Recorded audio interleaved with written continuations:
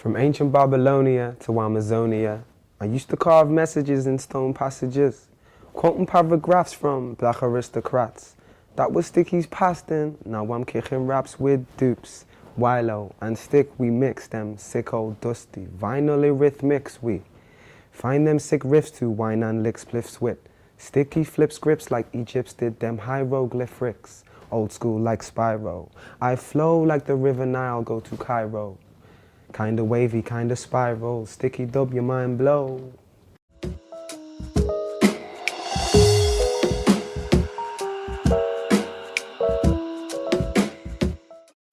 I like Liverpool. I like Liverpool a lot.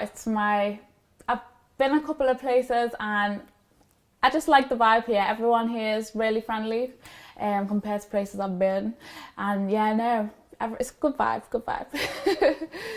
Well, what I think about Liverpool as an 18-year-old girl is that there's nothing here for me. Like, me and my friends, there's nothing, all we do is stay in the house, there's nothing to do. Like, there's not even like where we could go out and plan a day out and say, oh, let's do this because we've done it and it's boring. There's nothing for Liverpool to offer me, and I don't think there's anything Liverpool to offer anyone else either. I've been through a few stages with my feelings about Liverpool.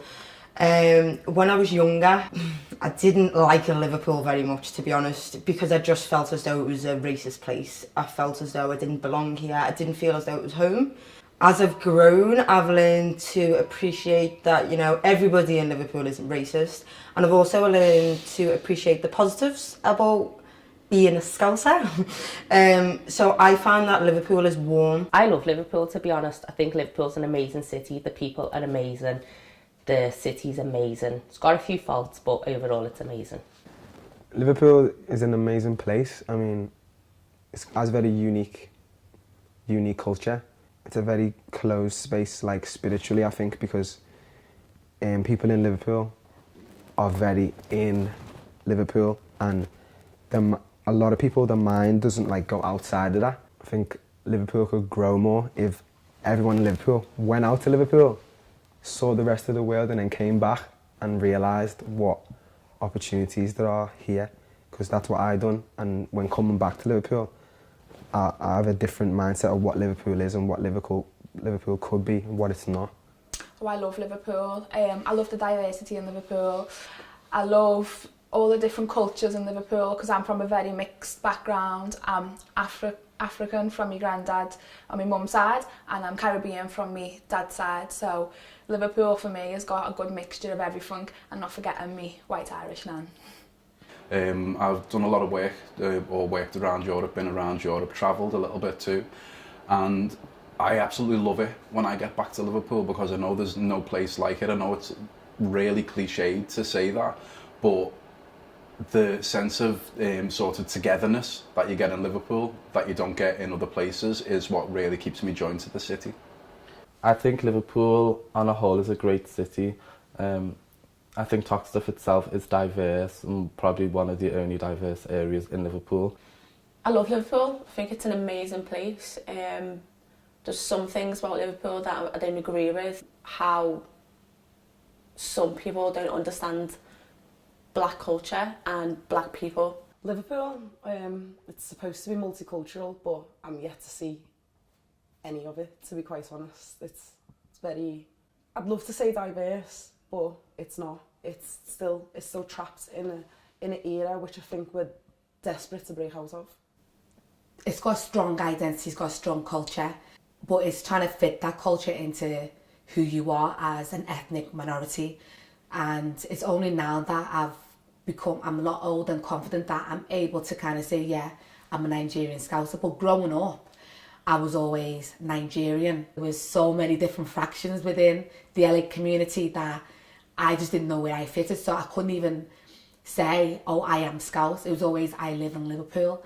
Yeah, I've immersed myself in the Liverpool lifestyle and Liverpool culture, Liverpool banter. But for a long time, I was kind of that lost African girl who all she knew was about being African, but not about being from Liverpool. Well, I think Liverpool is a place that has a very dubious past. It was the epicentre of the slave trade. It was the launching pad, the staging pad for colonialism. So I think Liverpool has a significance in the history of the British Empire.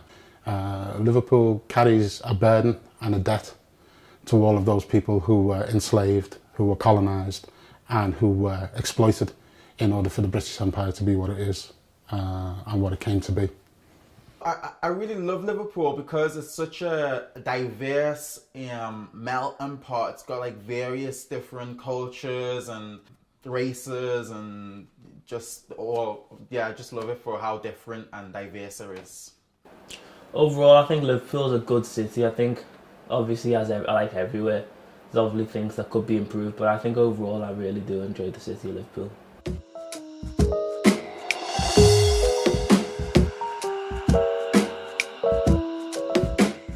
My blood that runs through my whole body. Like, my nan is white Scottish and I embrace that, but I feel like I embrace my Nigerian culture and Sudanese culture a lot more, and to me that's who I am. I'm a Niger queen. It says it on my car and that's what I am. I'm a Nigerian queen. You have to fight more for what you want. So I find that being black in school, for example, meant that I got in trouble no matter what. Whether I was in the wrong or not, it was me who got in trouble. It's also something to be very proud of. I feel as though being black is something special. Although it is different, I think it is different in a positive way. People look at me and say black. So if you have a category, you know, for a Welsh, Scottish, Guyanese, Amerindian, Scouse Muslim, you can put me in it. But I suppose the term black itself is a way of sort of taking all of those mixtures, if you like, and directing them in one direction of something that you can identify with. And I suppose historically I have identified more with being black from an ethnic standpoint than anything else, other than my religious point of view, where I identify as being a Muslim, at which point the colour and the rest of that ethnic mix becomes immaterial.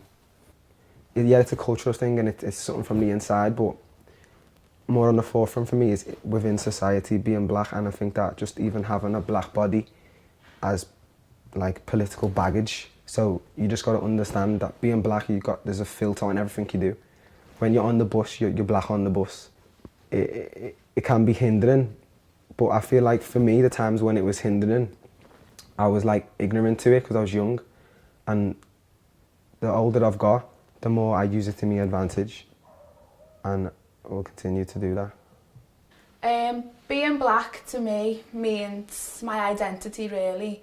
I've been in and out the city a lot of times and stayed at a lot of places across the globe, and people have always asked me, what are you? So being brought up with full black African and Jamaican grandparents and having such a strong influence in my life has been amazing. So to me, when people say to me like, are you black? I'm like, well, yeah, because the African and Caribbean foods and culture and heritage and everything about me really has been imprinted from birth. You can be black but not immersed in black culture. You can come from Liverpool but yet be raised in Notty Ash, and the only black people you see are family, like our relatives. So being black to me is a culture, it's the music, it's the food, is what you choose to embrace, it's how you decide to live your life. And for me, seeing black as a positive, not black as a negative, has actually built on my strengths. Being black to me means everything, unfortunately, and I say unfortunately because it shouldn't mean everything to me, because we're all equal, we're all humans, regardless of skin tone, you know, we are all the same. In a city that racism exists and segregation is noticeable, you have to own being black and you have to be proud of yourself and educate yourself. Being black to me isn't who a person is. Who a person is, you know, their views and things like that. I feel like I need to make it who I am, because that's how other people view me. It means power, it means strength, it means unity, it means strong-hearted and strong-willed. It means a lot, to be fair. I am really proud to be black. I find myself in defence of being black, first of all. And I get sort of brought into discussions of blackness, first of all. But I do identify with, you know, the other, however many thousand years my Irish family have been living here, and however the African side came into the Irish side of the family. I'm proud of being black. There's no other way to put it. I wouldn't rather be anything else. Being black to me means being powerful, but at the same time it doesn't mean much as well as it meaning a lot. It's like a contrasting thing, because I don't like to differentiate myself from any other race, but at the same time, looking at the culture, black culture, I'm empowered as a person, so yeah. Being black to me is it's basically like my identity. It's part of it's in my DNA, and it's also about where I'm from, who I am, my culture, the people around me.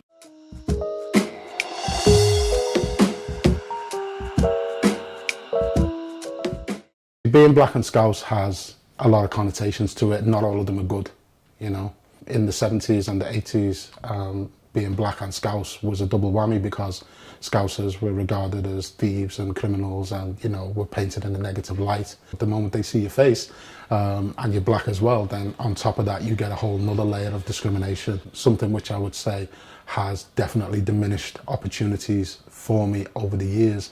However, when I've been outside of Liverpool, and outside of the UK in particular, it hasn't had an impact, because outside of the UK people would look at you, they might look at you as black, but they look at you as British, and they don't necessarily see the distinction between someone from London or someone from Liverpool, so it's not so much of a problem, you know. So I think being black and Scouse has more of a connotation when you're based in the UK. I'm black because I'm Nigerian, I'm Sudanese, I've been to both places, I've embraced the culture, but I'm a Scouser. First and foremost, I'm a Scouser. Before anything else, I'm a Scouser. When you hear my voice on the phone, I'm a Scouser. Before you even see me, I'm a Scouser. But I'm also black, and put them together and I'm a black Scouser. Being Scouse, one, you know, in England is like already a disadvantage. When I'm talking in a lecture, like, it's funny when I talk, or I'm not as serious or as like, you know, civilized as if I had a southern accent. We're all learning the Oxford way of structuring a sentence in school. The way we naturally would like to structure a sentence or pronounce our words or even spell the words that we pronounce is not the correct way. So it's harder for us to even do an English degree, say. I studied contemporary dance, which is very white industry. It's just like another hurdle. It's like, especially in the arts, where having a black body is so different in the world of contemporary dance, because if there's a piece of dance and a black person is doing it and a white person is doing it, it's different, because it means something different because of the political baggage of the body. Scousers are naturally prideful, and so are black people as well. So when you put them two things together, you're a very proud person. It can come across very aggressive sometimes, because with being Scouse and black, you're an underdog in both things. So you feel like you need to not prove yourself, but just let people know who you are and what you're about. It doesn't matter if you're black or Scouse. If you're black, but we're brother and sister. It doesn't really matter what you are. If you're black, you're black. You're my sister, you're my brother. It doesn't really matter, so I don't know. About being black and Scouse, I think there's a big community in Liverpool with black people, and I feel like everyone's joined together, and I think that's what I like about being black and Scouse. Liverpool is a place that we call home, and it's something that as a Scouser you sort of, you know, you've got a fierce pride towards. So I think on one hand, living in Liverpool, it's got sort of a lot of diversity, it's got a lot of opportunities, and it makes me the person who I am. But I think on the other side, we cannot sort of sweep under the carpet the really problematic sort of racist views and behaviour that are supported, you know, by a lot of our institutions as well as culturally.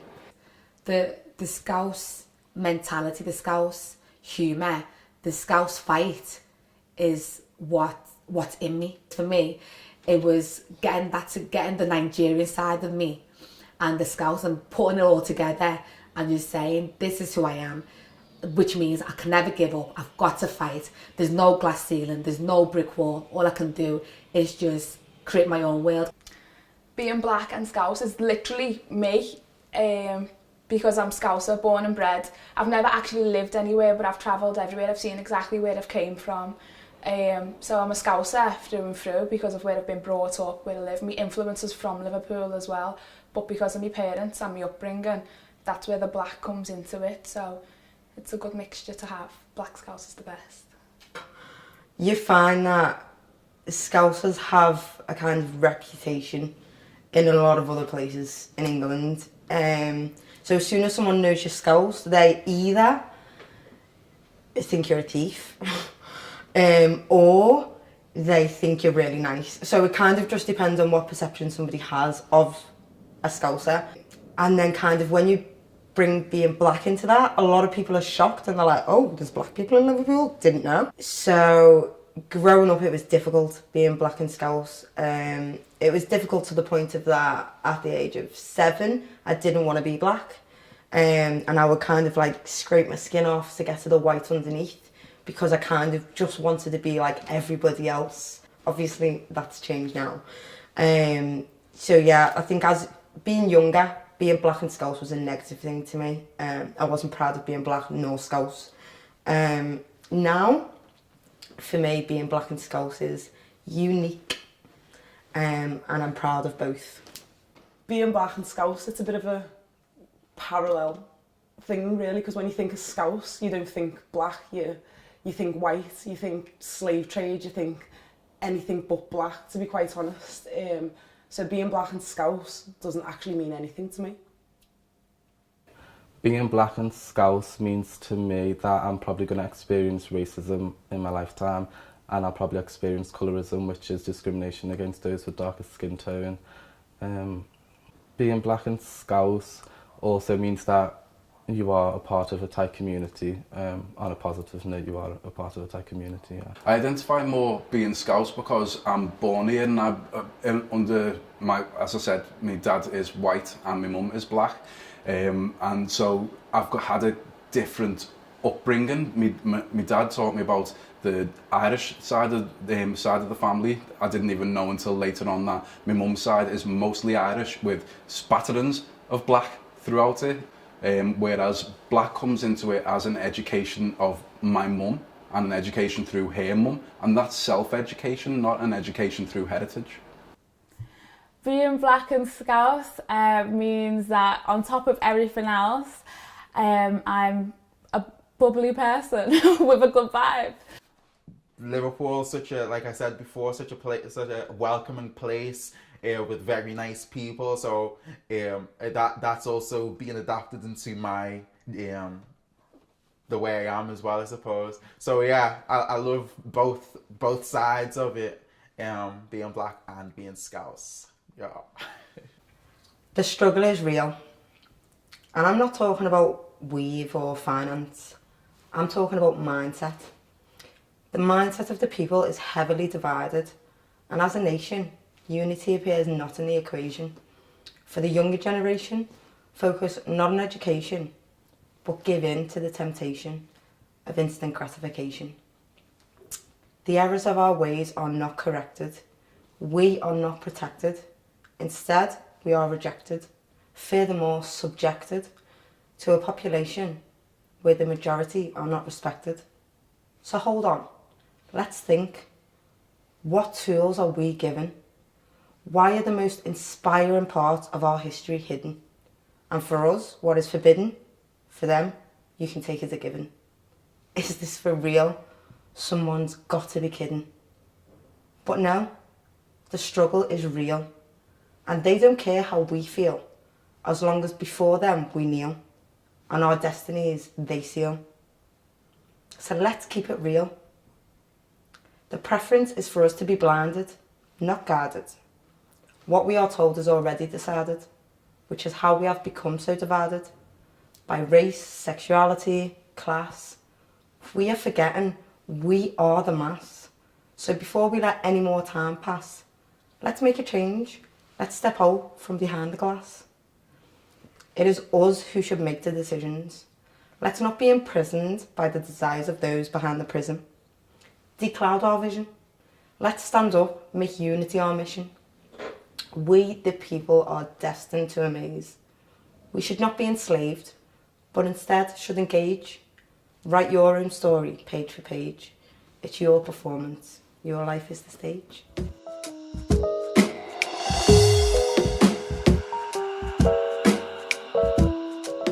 Racism, it exists in Liverpool. It hasn't gone anywhere. You know, as I said, I've been someone who has been heavily subjected to racism on a daily basis. Within Toxteth, you would think because it's a black community you don't experience racism. That's not actually true. The worst thing is you experience racism from black people, shadism, and that's something that exists in Toxteth. So you have light-skinned people kind of putting down darker-skinned people when their parents are dark-skinned. So for me it makes no sense, but I understand why it is, kind of where it's come from and things like that. Oh, I'm not saying it's acceptable or I agree with it or anything like that, but it exists. Racism institutionally, racism within our own community, racism exists most definitely in Liverpool, and it's a sad thing, but it is a reality. The issue of race relations in Liverpool is the black on black relations. Yet there are a lot of like institutionally racist people in Liverpool arguing that that's something that's not really in our control. I don't think that because it's institutionalized, that's something that like higher powers need to change. I think Liverpool's like black community needs to understand the way community more. They don't like rob each other that as much as they do like in London, or like they don't. So there is that like respect in Liverpool. Like it could be so much more. There's so much opportunity in Liverpool, and I feel like the black community is now an echo of what it was, and everyone's living through the echo now. Well, I think race relations and racism in Liverpool is something that's endemic. You know, it's woven into the fabric of the city. The city was founded on slavery. You know, at the time when slavery was initiated, you know, Liverpool itself was a village, you know, with a windmill on a hill. You know, and now it's this grand city with St George's Hall and, you know, all these great William Brown Street and, you know, the Pier Head and the Three Graces and all, you know, the Liver Beds and all this kind of stuff. And, you know, you look at the evolution of Liverpool as a city at the centre, the epicenter of the colonialist kind of experiment. You see something that looks very, very powerful and very majestic, you know, and that come on the backs of something, you know, somebody had to pay for that. It was paid for, you know, by the slaves in the plantations in Guyana and Demerara, where my family come from. It was paid for by the slaves in the cotton fields. It was paid for by the West Africans who were under colonialism, the South Africans, the East Asians, you know. It was paid for by all of those people who are now being regarded as immigrants and told to stay out. I think racism in Liverpool, I think it is quite high, but I think a lot of it is prejudgment, and they expect me to be something that I'm not sometimes. I think race relations in Merseyside is woeful. I think it's as awful as it's always been.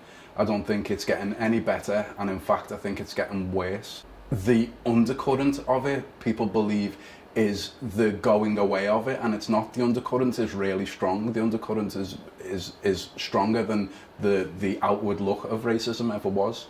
Race relations in Liverpool, I think we're still fighting it. And it's funny because people always say that, oh, Liverpool is an accepting city. And it is to some degree. But still, as a presenter, I still hear those stories of people getting abused on the bus, on the trains, you know, walking through Matthew Street. I still get those stories, and, you know, I can't remember the last time I had a racist incident. I've learned to kind of ignore people, because I think once I start distracting myself with racism, I'm not going to be able to break through a lot of things. So I try and mute the noise, I can think clearly. But also when you've got the likes of, you know, the Anthony Walker Foundation and, you know, Hate Crime UK and all of that, who are helping to tackle it, it gives you that kind of a positive boost. But yeah, race relations in Liverpool, I still got a long way to go. And I think that kind of boils down to his history as well. So the main thing is for us to be able to talk about it openly and not care if people feel uncomfortable, because the whole point of feeling uncomfortable is then for you to tell me why you feel uncomfortable about me talking about the fact that racism still exists in Liverpool. Yeah, it's a big issue in Liverpool, and it's something we still need to talk about and tackle. Racism is well and truly still alive in Liverpool.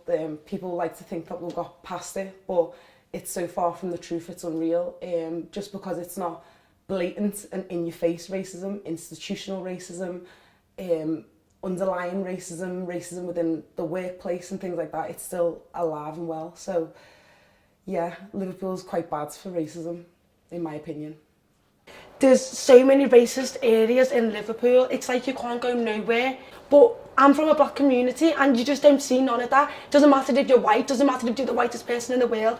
No one on my street will ever look at you as if you were different. You get treated the same, but in other areas, you get abused for nothing. There's just no need for it. There really isn't. I think racism in Liverpool is still here. It's not as bad, but it's still there. And race relations in Liverpool, I think, is terrible. I've been looking for a job for months. Because of my name, I feel like I'm not getting any jobs purely because they see my name. When I go to interviews, they see a black girl in front of them. I'm overqualified for most of the jobs and I'm not getting them. And that's purely due to the race relations. When I think about the race relations in Liverpool, I feel like it's progressed a lot, but there's still a lot of underlying problems that are more in the background.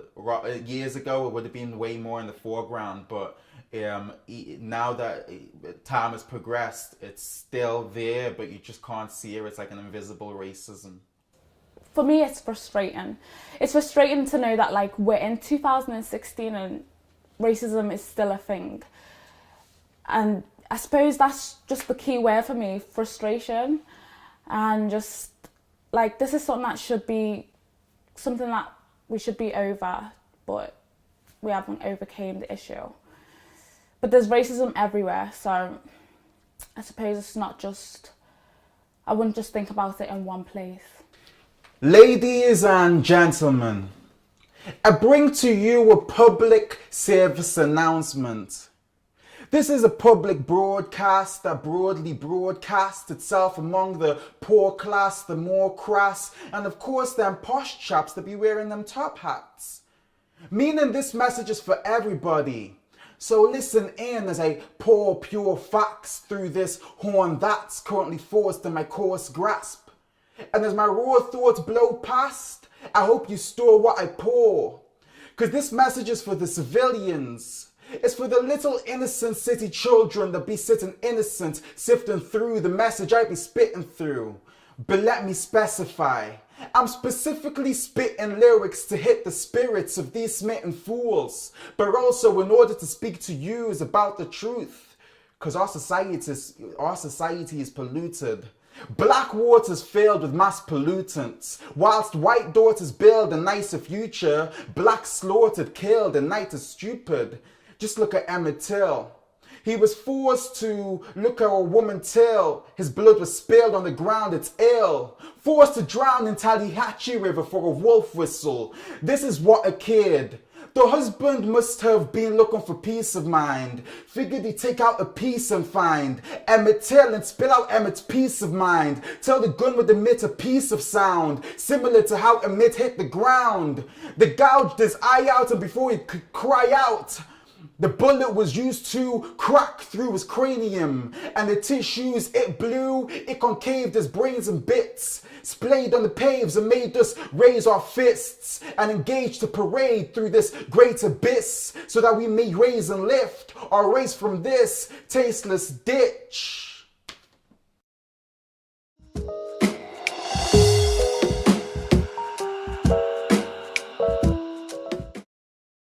Things like this, the film, black people in Liverpool need representation.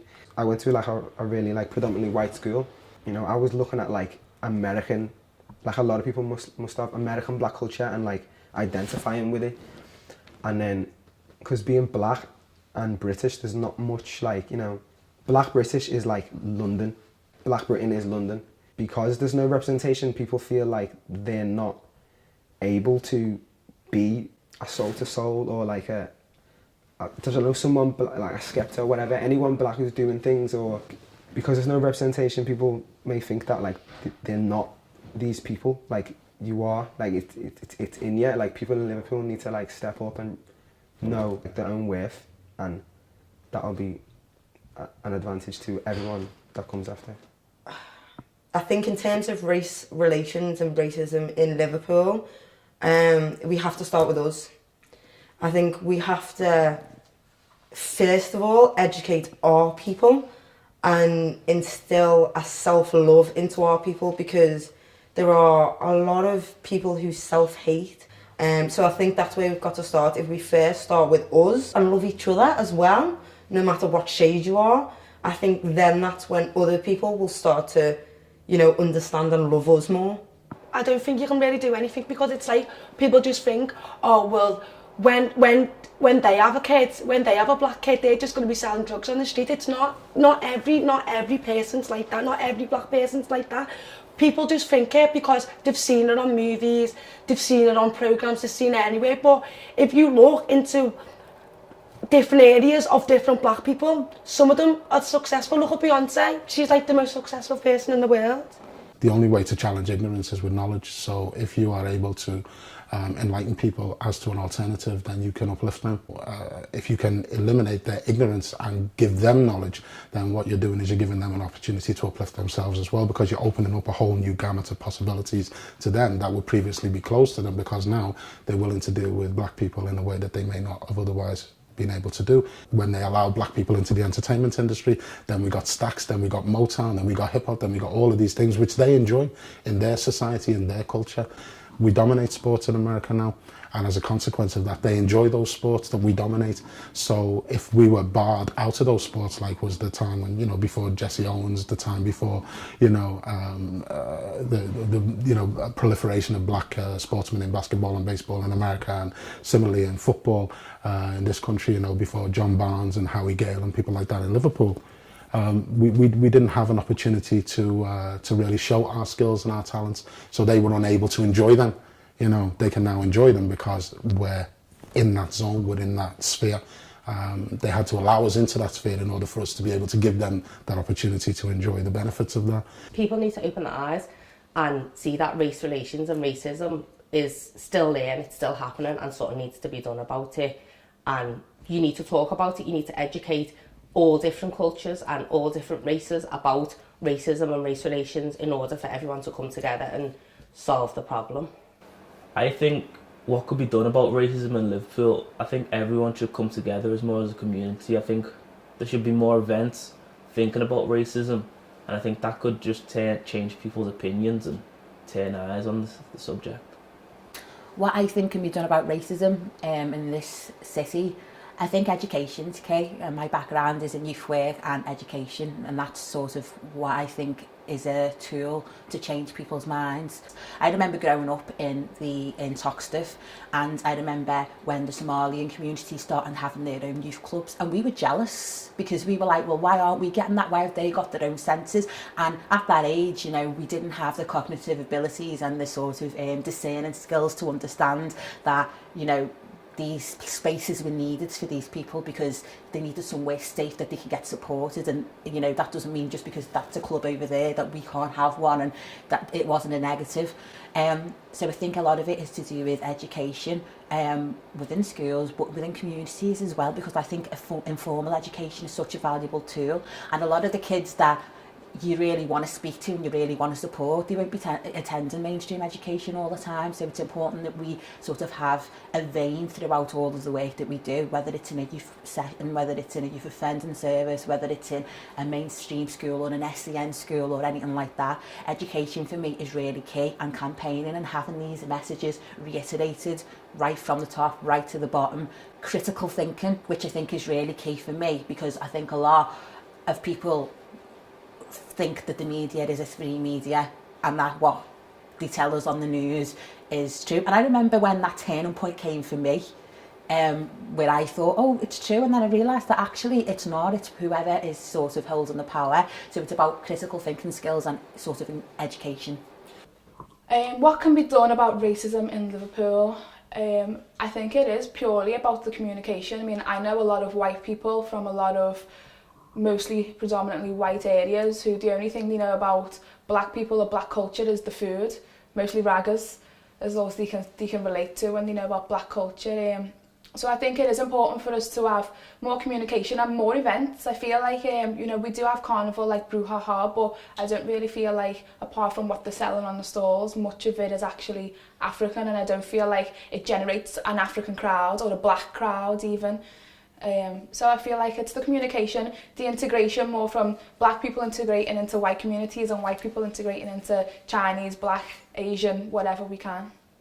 I think a good technique, and it's worked for me in the past, is to put a mirror on what a person's doing or saying. So if somebody says something that I feel is like wrong or they shouldn't say it, it's normally from a point of their, I'd see it as a point of their ignorance rather than something that they've thought about beforehand. Put something back to them in the Scouse context. So if the person's Scouse, so if they say something to me that is a stereotype, I'll immediately put back on their toes that they are a car robber and that that they're robbing houses every 5 minutes and that the mum's a thief and their parents were thieves before them. And I like to turn the stereotypes back on them so that they can see not just the immediate impact to the person that they're speaking to, but the impact upon generations, because I've said it about their mum and their nan. I think it's not so much of an issue. You wouldn't think of it as an issue, but deep down, underlying, that there is an issue. And I think the way to resolve it is the right education about race. Race relations, what I think could be done is people need to stop looking at people and then attaching an automatic stereotype to them and then treating them according to that stereotype, because what is a stereotype realistically? And when it comes to racism, I think that's more or less the same. People need to stop assuming that they know someone judged based on how they look or what race they're from or where their backgrounds and things like that. So if anything, I think we need to focus on the younger kids and prepare them for the world and educate them properly so then they know what to do in the future. So then, in a way, they kind of help us while we're helping them help us, if that makes any sense. What can be done to stop racism and the race-related issues in Liverpool and worldwide is just educating people. And it all starts from ignorance. So in order to battle against ignorance, you need to educate. In order to do that, then you need to implement it into the system, the educational system, the media, because media is a very powerful key in, you know, channeling the way people think, the way people see things. And yeah, pretty much that.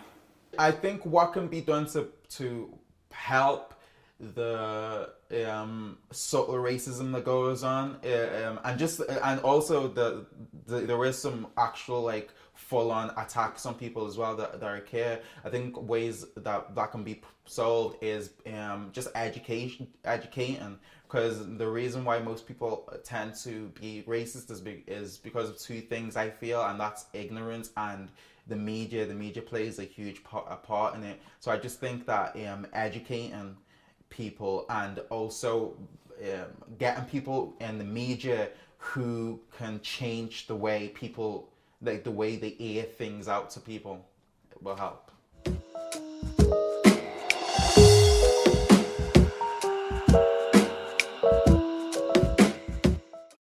Nowadays, I think people are less openly racist. My hair naturally is big and curly, and you know, people will kind of, you know, touch your hair, oh, your hair's amazing and blah blah blah. For me now, it's not that people are verbally racist, people are mentally racist. I think racism is a mental thing. They think of you as less than them. You know, team light skin, team dark skin. Oh, light skin boys like this and dark skin boys are like this, and light skin girls are you know, snobs, and you know, dark skin girls are, oh, team natural, and you know, so now it's kind of been made into a more of a jokey thing, but it is still very much there. It's still very much present. I don't know, I'm not that old, but I know that I've witnessed like there's more integration now. I don't know, it has pros and cons, because the integration's good because like people are getting along, and like people are like working everywhere, like everyone's working. You can't let the culture get lost. It's only short-term good, because a lot of the like young black people now are integrating, and like the Liverpool culture is overwhelming the black culture, and when the years go on, they're gonna have like a burning splinter in their mind, because the knowledge of self is lacking. I think people need to understand that they need to have their black culture like strong, as well as the Liverpool culture. Many things have changed, but in many respects things stay the same. So the undercurrent of racism is something that's been here since slavery, and it's never gone away, and it possibly never will. After 400 years, you know, you would imagine if something was going to change, it might have changed by now. So the fact that it's still here and it's still present and it's still alive and kicking, and it's actually on the rise, demonstrates that, you know, by default, that's unlikely to change. However, what has changed is, you know, the glass ceiling was broken in certain spheres for black people here. You know, we did manage to penetrate the university system. There's many of us now who have university degrees. The problem then comes, you have a university degree, you're educated, you want to get a job. Will they give you the opportunity for jobs?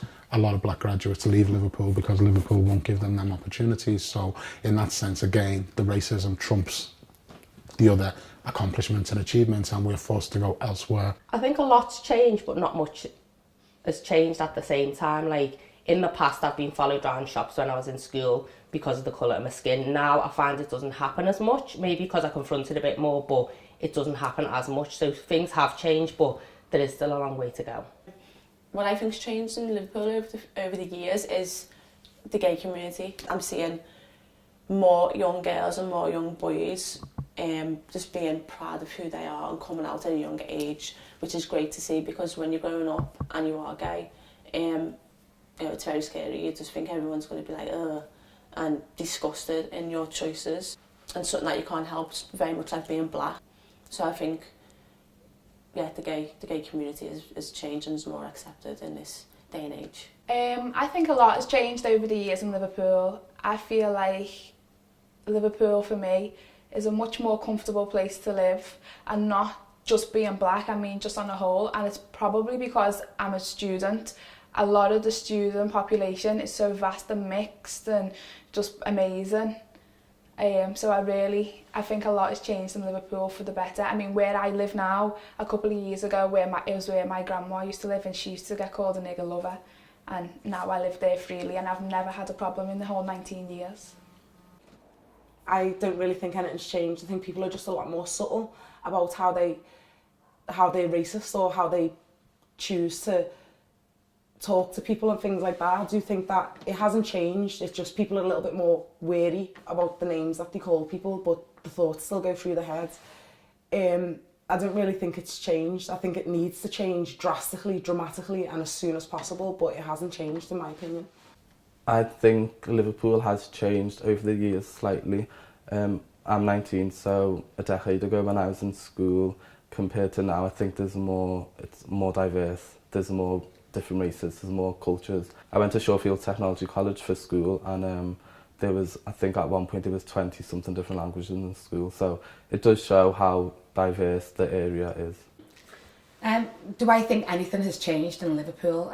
So I moved to Liverpool in the 80s. We had the carnival, we had all kinds that you could relate to and say that is for the African Caribbean community. Now, not so much, because everything's kind of embroiled in one. There's no like, apart from the Chinese festival, no, there's no Caribbean carnival. Everything's kind of like, we're all in it together, which is not a bad thing. But for a city with such with a vast history like ours, with the biggest, most oldest black communities, I just think we should be able to do more. I think over the years there's been some positive change and there's been some negative change. Everything's just worked, just like in life, everything's worked in a cycle. So, of course, like, you know, the slavery and things, like, that's all been changed for the better and things, but then you've got police brutality, which is just something else that's, like, negative that's happened. So, I think there's been some positive change in the way that we're in a better place than we were, but with that in hand, there's just been another thing to worry about.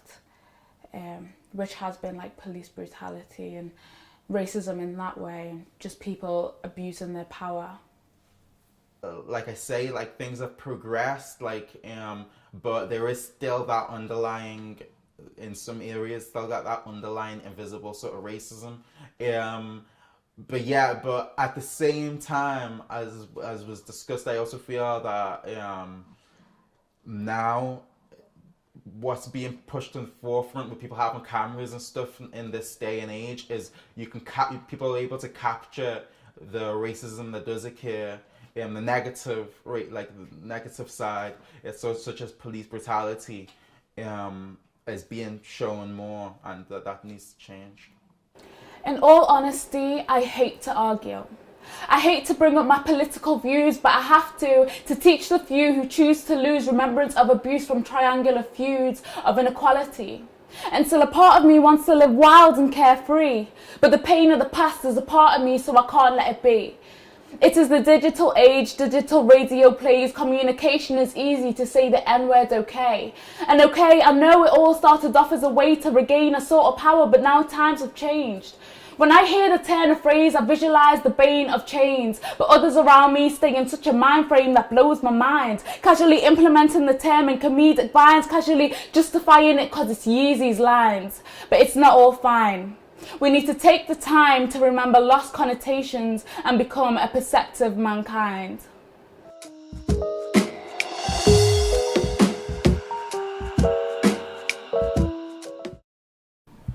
Black Scouse who's inspired me would have to be Joe Farag. Joe Farag has been someone who, in the 1980s, when newspapers refused to publish anything even remotely close to the reality of what was going on, he worked with a group of people and a famous journalist called John Pilger to set up a newspaper called The News on Sunday. It didn't last very long, but while it did last, it did a lot of what newspapers do today, which they didn't do then, which was to show you actual outcomes of what was happening at war. You know, they were the first newspaper to actually show a casualty of war physically in a picture in a newspaper, and I think they set a standard which others then followed. So in that sense, he was a pioneer, and he set up the gallery on Sugnall Street, which is off Faulkner Square in Toxteth, Liverpool 8, and the gallery was a place where people could come and jam. He set up a stage and allowed poets, artisans and other people to just come and have jam sessions, open jam sessions, and exhibit their work on the wall. And it was a community gallery, and that was something that had never been seen in this community before. And the place where we are filming here today is actually Liverpool 8 Community Hub, which has also been set up by Joe, as well as being one of the main protagonists behind the Granby 4 Streets and the 4 Streets Market, which won the Turner Prize this year. So the man continues to inspire, and as much as I try to accomplish and achieve things, you know, I see him achieving at another level way ahead of me, you know. So he's one of the pioneers and that generation that I look up to and I aspire to. Probably my mum, because she has told me about a lot of situations with racism that she's been in, and the fact that she's handled it calm just shows me that I don't always have to retaliate, and that I need to be mature about the situation. A black Scouser that's inspired me. I think this is probably going to be a bit of a cop-out answer, but there's so many different black Scousers that have inspired me that I actually don't think it'd be do justice to pick just one. Whether it's a member of my family, like my sisters or my brothers or me, you know, anyone like that. Whether it's colleagues that I've worked with, whether it's a woman from the library or Teresa who campaigns for every issue going in this community. I think there's so many brilliant role models and so many brilliant Scousers that have inspired me on my way, on my journey, that to pick just one wouldn't be doing justice, but then in another way it just proves to me what an excellent city we have for black Scousers. Well, yeah, I can actually. Her name's Khadija Amaru, and she inspires me because she just shows me that being a single mum of multiple kids, nothing can stop you. There's absolutely nothing that can stop you at all. If you have an idea, then you go for it, and no amount of limitations can stop you. And when I look at her, I just see one strong black woman, and that's why she inspires me. A black Scouser that has inspired me, I would say my mum. She's always worked hard and she's a strong woman. Craig Charles. And the reason why I say Craig Charles is because I used to watch Red Dwarf. And I think, oh my God, he's a black Scouser, you know, and he's on TV. And obviously now he's got his own music show as well. So regardless of what he's been through, he still has pioneered quite a bit for Liverpool. A black Scouser that has inspired me is Curtis Watt. I met him at the age of 15 or 16, and before Curtis, I'd never had someone who would objectively break down a thought process for me. So I think I would react up to the point where I met Curtis. I'd react to everything that people said, and it wasn't always in a good way. And what he allowed me to do is see things from multiple perspectives, and he continues to this day to do the same thing every time I meet him. A black Scouser who has inspired me is my mother. She was born and raised in Everton. I'm light skinned, she's dark skinned, so I couldn't imagine what that was like. It must have been awful. I've heard so many stories, and you know, she's a very strong woman. Inspired me, can I name two? Definitely both of my grandparents, Levi Agano and Tony Morgan, definitely. My Jamaican granddad, Tony Morgan, he's definitely a Scouser, but he's so in touch with his Caribbean roots. He's very in touch with the culture. He taught me a lot about the culture and inspired me to actually go to Jamaica and see exactly what it was about and where we actually come from. Levi Agano, he's amazing. He's always had all of his mixed race kids brought up around the Igbo Centre, the Nigerian club. He's held meetings in his house, taught us the traditions of Nigeria, and we've all been to Nigeria and seen exactly where we've come from as well. So both of them living in Liverpool, both from black heritage, they're both black Scousers, and they've made sure that the kids are in touch with the roots and knew where they come from. So that inspires me, because I'll do the same with my children. No, I can't. And a black Scouser who's inspired me is probably my dad. How he became a black Scouser, like he was adopted, so he had that knowledge of self was like struck upon him on day one. So he's thrown in the deep end. So that, he kind of helped me, like silently, to understand the importance of that and reap the benefits of it. So yeah.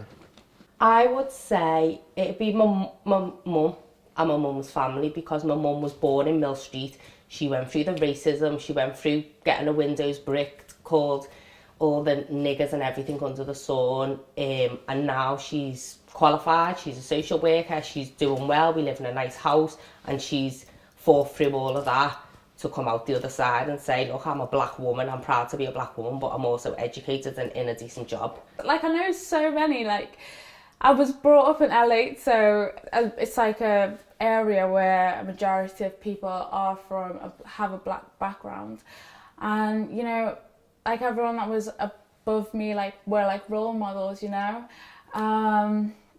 I have, like, from my family to poets that came to my school, such as like Levi Tafari, such as Nikki Blaze, who is, aka Gia, who has like helped me through creativeness, and just on and on. Like, I can't name one person that'd be unfair.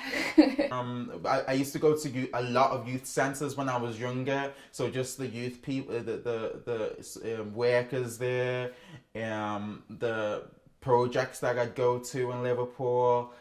So Levi Tafari would come to my school, inspired me to do some more poetry. Nikki Blaze, just going to the various different projects. It's like, there's got too many, way too many. I'm from Liverpool.